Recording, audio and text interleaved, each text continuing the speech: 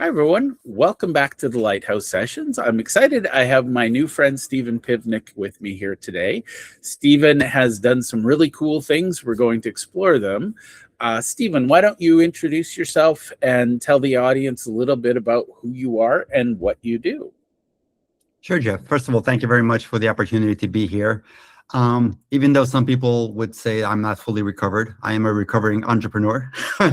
I built my last company to over 200 employees across 12 countries before selling it to a $4 billion competitor. It was in the technology space. It was a software company. Along the way, I also picked up endurance sports as my midlife crisis to get healthier and to stay healthy. I've completed 18 full distance Ironman races, including Kona, the World Championship, taken on mountaineering, went to Everest last year. And now I do perform advisory services for entrepreneurs to take them along a similar growth and exit journey. I love that. Now, let's talk about, we won't debate whether you're recovered or recovering. I don't judge. But I find it fascinating, even entrepreneurs, and for the record, this is another track I see. They retire and then they spend the rest of their days helping others get to that point. So I do love that, I think we're addicted to the game, and either we Yep. need to be on the field playing or we're just as happy coaching on the corner. So Either way, we're by the field, right? yeah. I don't know, but it's too quiet when you're not close to the field, if that makes sense to people, and my listeners get it. So let's talk about, first of all, why you built what you built in the first place, because that probably leads to why you do what you do today. So how did you build your company? What was the driving force behind that? And then let's talk about the exit, because I think that's the dirty secret nobody wants to discuss. Yeah, exactly. It's a super touchy subject for many. So I started my career. I dropped out of college. My parents gave me the permission to drop out of college and get a real job real quick. They didn't understand what, business administration meant. Frankly, Yep. neither did I. My Commodore 64, which was one of the first, consumer computers, was my best friend growing up. And they said, "Hey, you're a computer geek. Why don't you go learn how to program at this course and get a job and like in 6 months instead of waiting 4 years?" I'm like, "Great, I'll go do that." So I learned how to program, got a job. One of my earlier jobs was as I worked for a consulting company that placed me on various projects to do programming work. And they didn't add any value to the customers. They got the project, they placed me, and that's the last I heard of from them. And the customer never heard from them either, other than the monthly bill, where they got 20% margin on my billing rate. And the Yep. entrepreneur in me kind of kicked in and said, they're not adding any value and they're making $20 an hour on Yep. what they're charging me out for. And I said, you know what? I can cut out the middleman. I can do this myself. So got together with a whole bunch of other consultants that were in a similar boat. And I said, you know what? We can do this. This was in New York City at the time in the early 90s. And we started a company providing consulting services, application development services primarily to big companies. Our first major client was American Express. From American Express, we landed JP Morgan and then Philip Morris and then the United Nations, et cetera, et cetera. And that was the genesis of the company. I love that. Now, I'm going to try not to talk about the Commodore 64 because I could get on that subject and sideways quickly. So typical entrepreneur, we look at things and we go, why is that? And I'm always fascinated by people who will choose the safety of working with someone else and earning less versus somebody who goes, yeah, what the hell? Let's try it. So let's give it a shot. So what was the moment? Because I know exiting is a touchy subject. And most of the people I know, it's either a health issue, a death, or a relationship breakdown. Almost always it's a gun to the head moment. And for me personally, and I think you and I can nerd out about this, the more you plan and the earlier you plan, the more options you have. So what are you 100%. so what are Yeah, you so experiencing that's keeping people from even having these conversations? Because you mentioned the psychological barrier, and that's what I want to hammer today, because I think that's the piece that's kicking more butts than it should. yeah. Before I touch upon the psychological area, I just want to agree with you. A lot of exits are forced by the activities that you just mentioned. That's unfortunately very true. That wasn't my case. In my case, I was running my business for 26 years. I was super fortunate to have like 3 mini exits of the same company via large licensing deals with the big boys, with Microsoft, with IBM, one with Google, and then we had an asset sale of one of our divisions along the way as well. But then the company kept pivoting and reinventing itself each one of those exits could have been a great drop the mic moment. Yeah. Immigrant kid, college dropout, does a big licensing deal with IBM. Could have ended the chapter there, but I said, you know what? We pivoted, we reinvented ourselves, did something different. And the same happened with Google and then with Microsoft and then after this asset sale. But after 26 years, and I said this to my staff because everybody was asking, like, why? Like, why now? And the answer was, it was just time. It was just time. Loved the journey. It was an incredible ride filled with a ton of highs, unfortunately, many lows. And it was just time for me and my family to benefit from the 26 years of blood, sweat, and tears. It's like with one final check. So for me, it was time. I love it. By the way, one of the greatest moments in my life, I was sitting with a founder when it was, I don't know if I have an NDA, so I better not say it, but a large fintech company bought their payroll company. Okay. And they had a novelty check, one of those ridiculously large checks. And I want to say the number was about 300 million. And this guy was young and he celebrated hard.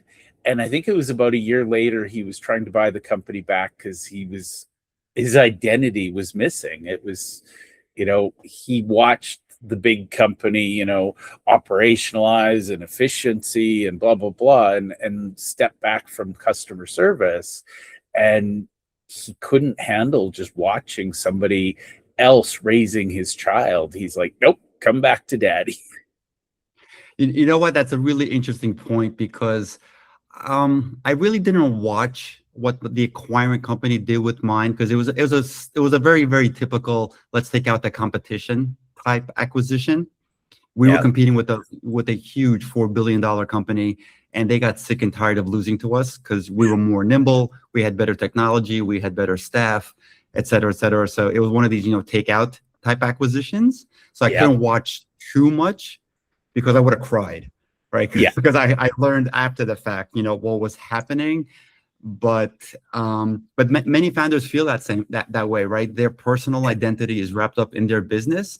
And I haven't witnessed this yet from an advisory perspective, but I speak with many other advisors. They've seen deals basically just disintegrate at the signing table, where a founder, 6-9 months of due diligence, everything checks out, the check's about to be issued or the wire is about to be sent, and he just pushes the papers back and goes back to work. Yep. I've heard a ton of those stories. Fascinating to see those. I've actually been in one room with that, and it literally, he looked at it and said, "I'm sorry, I can't watch you do what you're going to do to my business." And one founder put it, and this is not how I would describe it because it's really graphic, but he said it's kind of like watching your child be put in a meat grinder. And I'm like, wow. Tell me that's not personal. No. Unfortunately, a lot of acquisitions are like that. I mean, it's par for the course, right? If a company is acquiring another, they have a right to do with it however they please. But again, to a certain extent, right? A founder has much more control than they think, especially if there's an earnout involved, right? Or if there's some sort of participation that's going to be included in the deal for the founder in the new entity. So they can negotiate, much more control, but definitely not indefinite control, right? Yeah. And most acquirers won't agree to indefinite say, but Yeah. 2 to maybe 4 years, you can negotiate that. I think some of the most inspiring deals I've seen, the founder ends up being the chairman of the board, and so the legacy stays, but they get to see it grow and evolve. But again, if it doesn't go well, you got a front row seat to the horror show. So there's a mixed there. So now Definitely. you've transitioned, and let's talk about your 3-factor assessment, because I think a lot of people, and for what it's worth, I know a lot of people in the M&A space, and I have a lot of friends in the lower business broker space, and they think they're in the transaction of selling business phase, and always the deals it starts to fall apart with psychological. What's your experience there? Yeah, I mean, fortunately, I don't have many examples of deals falling apart from a psychological perspective. But having said that, I think it's super important for a founder to truly understand and to have a report in front of his or her face that illustrates exactly how prepared they are to exit their business. So as you mentioned, when I do a exit readiness assessment, and it's kind of misnamed because this isn't just for founders that are looking to exit. This is just to give founders optionality for the future of their business. So an exit is obviously one of the things, but it could be a new partnership. It could be a new banking relationship. It could be a financial arrangement. So there's a lot of great outcomes. So the first is, like you mentioned, the psychological readiness. Is a person truly prepared to part with their business? And it's a series of questions. It's not a lot. It takes 5 minutes to answer, and you get a score based on 4 areas on your psychological readiness to exit your business. The next one is called the freedom score. The freedom score really helps a founder understand what their magic number is. And magic number is really, what is it going to take after tax, after all the dust settles, for me to fund the lifestyle that I want, assuming I have 0 to little other revenue coming in from other endeavors?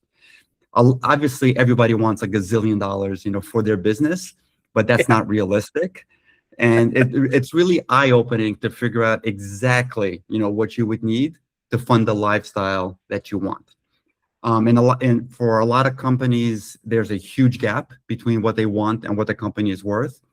But for as many, it's actually eye-opening. Like, really, I really don't need that much money for this company that my baby to really fund the lifestyle that I want. So I really don't need to continue to work 80 hours a week for indefinitely. So this magic number calculation via the freedom score is a really important number.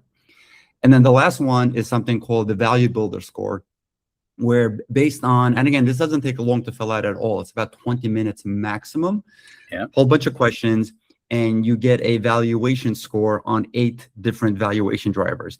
Financial performance, competitive differentiators, founder dependency, recurring revenue, customer satisfaction, etc. And you get a valuation based on those drivers. And the best part about that report, which I love, is we get to play around with something called a scenario builder, where we start moving the dials on the various valuation drivers to see how that affects enterprise value and a potential sale. So that together we can figure out a 2 to sometimes 3-year plan on how to get those dials more into the green and out of the red to affect enterprise value, which affects the freedom score, which then gets them psychologically more ready to sell their business. Okay, I'm going to ask you to name your favorite child. Of the 8 drivers, which one is your favorite? I have a favorite. I'll share, but I want to hear yours. Recurring revenue. Damn, that's mine too. Honestly, when I look at a business, if I can fix recurring revenue, everything else magically drifts and becomes better. So it's I wholeheartedly agree, because I used to say that sales cures all ills. If you're firing on all cylinders on the sales front, obviously it's ideal if it's recurring revenue sales, but let's just say it isn't, because one of the reason it's my favorite is because my valuation suffered the most because of my lack of it. We had over $40 million in annual sales and only 10% was recurring. So it hurt me. It was a very, very expensive lesson learned. So I'm not complaining about the exit, but it would have been significantly better had it been 90% instead of 10%. Right. And for what it's worth, I think a lot of people misunderstand what they're selling. And I am obsessed with the fact that it's the reliability, the predictability, and the repeatability of it. And honestly, I've seen SaaS companies getting a 70 times earnings buyout because they're pure member recurring revenue driven, and the strategic buyers want their lists. I'm going to share one that was fascinating. Years and years ago, there was a company called HubDoc. They provided scanning character recognition. This was cutting edge back then, but it allowed bookkeepers and accountants to import data rather than enter data. And Intuit saw promise in what they were doing, brought them in as a sort of mentored strategic partner, and then they were grooming them for a big acquisition. They had a number in mind. Everybody was at the table. And then Xero swooped in and bought the company for double because they wanted access to all of Intuit's clients. And so first thing they did, obviously, they buy the company, and then they started a mass email campaign saying, "Dear valued clients, just so you know, we now are with Xero." And boy, did that rock the fintech industry. It was Hatfields and McCoys after that. Wow. That's a great story. It was, and it was funny because the founders, they were demigods in the Intuit universe. And then just like that, they were shunned. It was like they burnt the bridge, but as one said, the check was big enough. I'll live with it. Exactly. But, true founders, then they went on to build other companies, and they became angel investors. So, karma, it all works out. But it is amazing. Like, to me, and you and I can have an entirely separate individual conversation just on recurring revenue, because I hear a lot of people telling me why they can't. And I look at it and go, I don't think you can afford to not do this. Yes. You know what? I wish somebody smacked me in the face hard enough and said, "Wake up." You wish you had a Steven? But you'd be doing so much better. We were a victim of our own success. We grew year over year, even despite these like mini exits. We just continued to grow, and it was intoxicating, right? We didn't need to do anything different, and we still continued to grow. But hindsight being 2020, oh my God, would I've had some really hard conversations saying, guys, let's forget about this. Well, let's do both. Let's have our cake and eat it too. Start a different division. Start a subsidiary. Start something. Create other products which have recurring revenue. I love it. And for what it's worth, one of my favorite pastimes is finding new recurring revenue sources and streams. And when you look at the telecommunication industry, they figured it out because it's 3-year contracts and everything is lock-in. So, but woulda, coulda, shoulda, all good. Now I get to live vicariously through others and give them this advice and see it through from the sidelines. Well, you can cheer from the sidelines. Now, I won't make you do the math, but when you're working with people now, what sort of difference are you seeing in valuation or multiples with recurring revenue versus non-recurring revenue? Oh, significant. I mean, extreme differences. We sold a company recently for 7x top line revenue that didn't grow in the last 3 years and was break even. So no profitability, no growth, but they're on 100%, and they had 100. They had actually it was more than 100% retention. They had 120% retention because they kept selling more. Their customers were so happy. They kept upping their subscriptions for more products and services from this company. So Wow. they got a 7x top line multiple versus a one times revenue company recently sold for, and this was a sizable company, one time top line revenue. Wow. From an EBITDA And- perspective, it was decent. It was like about 15 times, 16 times EBITDA, which is up there. But top yeah. line in the software space, one times is sad. Yeah. And again, it's if you think about it, if you're giving up your company and only getting 1 year's revenue, you really haven't maximized your harvest on your crops you've planted. Is that fair? Um, you're- yeah, it's again, if the top line is good enough, to your Yeah. earlier point, if the check is big enough, then sure, right? Sure, Yeah. it's good Yeah. enough.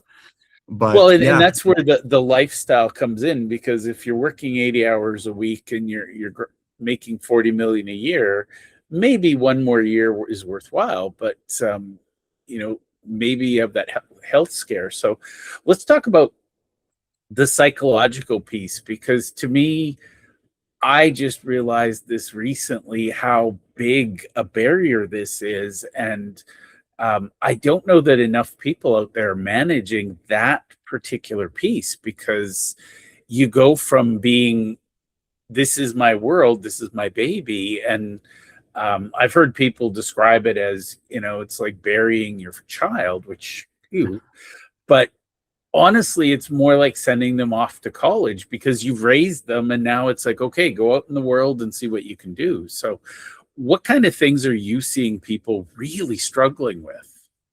yeah, it's really tough. I mean, what I advise people to do is really get a hobby. Like in my case, it was really easy because I got addicted to endurance events and Ironman racing and mountain climbing and ultra marathons. So it just gave me more time to do that, which was great. Definitely gave me more time to spend with the family, which was needed because unfortunately there were some illnesses that Yeah. I was dealing with that needed my care and attention, and more importantly time, which Yeah. I didn't have much of. So it freed me up to do that, and I didn't have any specific new company plans in mind, but I did have advisory work in mind. I knew I was going to be doing advisory work in some way, shape, or form. So, and I had that plan laid out way before the closing date. And that's Yeah. like, I highly advise folks to give that some really, really serious consideration, because the day my deal closed, oh my God, the silence was deafening. Literally, we were on a conference call. It closed. They said, check your bank account. I checked, wire cleared. And then muscle memory, Nothing. right? I hit refresh on my inbox. I go to my calendar. No access to my calendar. No more inbox. The phone Yeah. stops ringing. No more text messages with fires. Like Yep. just like I No said, more adrenaline, no more dopamine, just silence. the silence was deafening. And I actually engineered my exit to be like that because a lot of founders, stay on in some capacity. I engineered my exit by bringing on a CEO to run my company for 3 years prior to the exit, so that when the exit came, it would be 100% proven that I was no longer integral to the running of the business. So it was 100% clear that the business would not be impacted if I was cut off, which I was. I love So it. Now, sorry, I feel like we're at a therapy session and I'm poking at all of your trauma. no, Let's this talk was about good trauma. founder dependency, because I think that's the ego piece that gets in the way. So most don't do what you did, plan ahead. How hard was that to hire and step back to let a CEO run things? Yeah, it was really tough. I mean, it was based on some really great advice that I got. And because I didn't want to jump in with both feet, I hired a COO first with the promise of promoting him to CEO if everything worked out. And I gave us a year, right? and to make sure, because I've been burnt in the past with some senior executive hires, and Yeah. I subscribe to what is it called? Love as if you've never lost before. So I decided to love again, give it a shot, and Nice. gave myself a year. Well, 90 days later, I came to the realization that he was a great candidate, because he was making better decisions than I was, but he was unencumbered by the company's history and past. He was a seasoned pro who's done this before, and the biggest thing that helped me get over the line with him was that the team trusted and respected him and really, really liked him. And there was not a single decision that he made that they went over his head on to come to me to reverse. I'm like, Nice. I don't need to wait a year. I'm going to promote myself to executive chairman right now and make him CEO. Nice. And I think that's what a lot of people don't even have the conversation until, again, sorry to say this, but shit hits the fan and, oh, I need to sell today. That is a terrible way to fire sale what you've built. And Yeah. I see the exit as inevitable. I used to actually work with founders on their startup to cover what exit might look like, because when you have, especially with co-founders, if you have two people going into something, eventually there's going to be friction. And Don't get me started on the co-founder thing. yeah, there's trauma I can unpack for both of us, but it's hard because when you're building a company, everybody gets along. But once friction starts to set in, then it becomes darker and deeper, and it goes dark fast. So It does. Unfortunately, it doesn't. There's a lot of great examples of the co-founder, co-CEO, co-president scenario working out swimmingly, but unfortunately, those stories are in the minority. Yeah. So to me, it's always just, again, go into the relationship assuming it's going to last, but a prenup doesn't hurt. Amen. Yeah, All a right. friend of mine was telling me a story about his son going into business, and that was my very, very first question. I'm like, who's he going into business with, and do they have a buy-sell agreement in place? He's like, no, they're young, they're 20 years old. I'm like, this thing may take off, and I guarantee you there's going to be some opportunities for disagreement. And guess what? 2 years into the business, that's exactly what happened. But he took my advice. They did have a buy-sell in place. Nice. And I think it's inconceivable going in that, we'll ever disagree. But I mean, I had one, I think the most divisive one was they reached a point, they'd met all their goals. They were both in their 20s, and one wanted to sell the company and go backpacking in Europe or whatever it was. And the other was like, no, we can go to the next level. And unfortunately, neither had the money to buy the other out, so they ended up having to sell. But by the time it got through the lawyers, and it was not worth what it was when they were talking about it. And it's like, wow, if only somebody had told you to think about this years ago. Oh, wait, I did. I get to say I told you so, not my favorite thing. I hear you. Same here. I always tell my clients, I am here to advise you. I will tell you what I think is best. You got to do what you're going to do. But if you take my advice, I will own it and say sorry if it doesn't go well. But if you don't take my advice, I get to say I told you so. And I don't want to. So let's talk about your book and how that came about, because I think a lot of people underestimate, really, truly. I mean, if you think about an exit, due diligence, it's not show up tomorrow and get a check, is it? Oh, no. It's going to be the most trying time of your professional career, and especially if you've never done it before.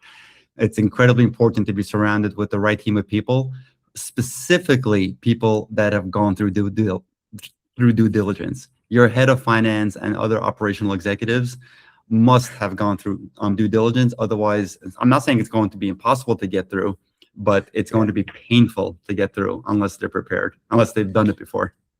Yeah, it is very much, I'll just say invasive and leave it at that. Is that fair? Perfect.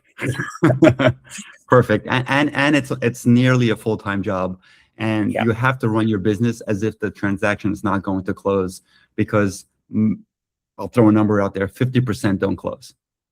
Yeah. Something happens. The seller gets cold feet, the buyer gets cold feet, something's found in due diligence, the deal gets repriced, the market changes, COVID happens, stuff happens. So you have to run your business as if the transaction will fall apart. Awesome. Now I'm going to bring up something that's touchy for me, because a lot of founders, they keep it quiet. I know a lot of accountants who find out the deal's about to close the day the check's being hand delivered. And I'm like, why wouldn't you include your advisory team? So in your work, who do you recommend people have at the table as they're getting ready for this transition? Great question. First and foremost, a wealth advisor and a financial planner, right? You need to have a plan for what you're going to do with that money. You need to have a plan of how much money you need, that magic number calculation. Yeah. And then when you get it, you don't want to start looking for a financial advisor then, because then you're going to be sitting on this pot of gold and super, super anxious to make a move, right? Yeah. So you interview your financial planner and advisor and wealth managers sometimes 3 years in advance. And they're used to this. They're happy to give you free advice, knowing that there's a transaction that's going to be happening down the line. Yeah. The second one is a tax planner.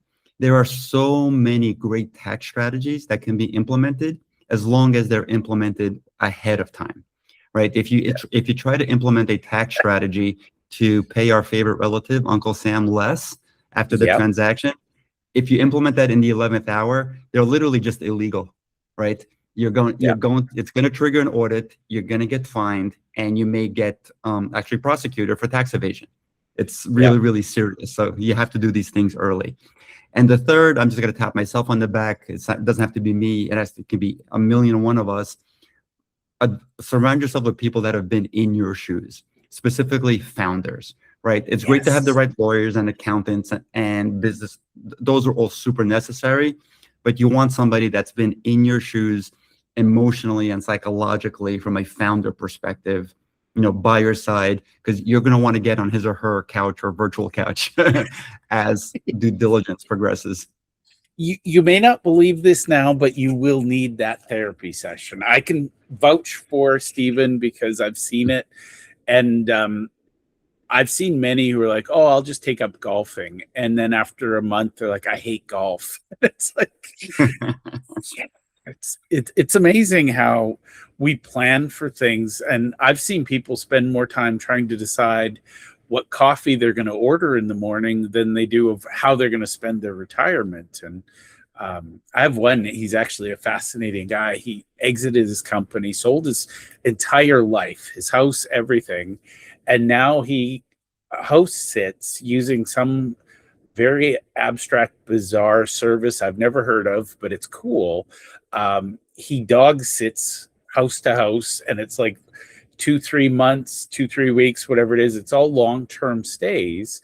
And he's like, I am free as a bird. And he's like, I get to eat their groceries. I get to use their, like, he's just totally gone off the, and it's funny because he's like, I have no clock. I don't even check my watch anymore.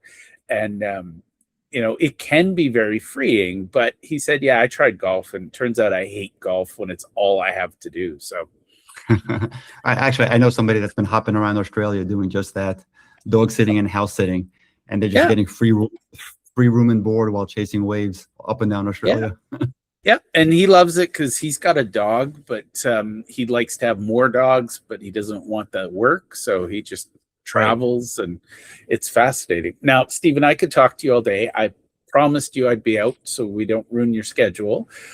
Where can people go to connect with you, learn more about what you do, and maybe take your assessments and get some insights? Yeah, thanks for asking. Best way to get everything there is about Steven Pivnik is on stevenpivnik.com.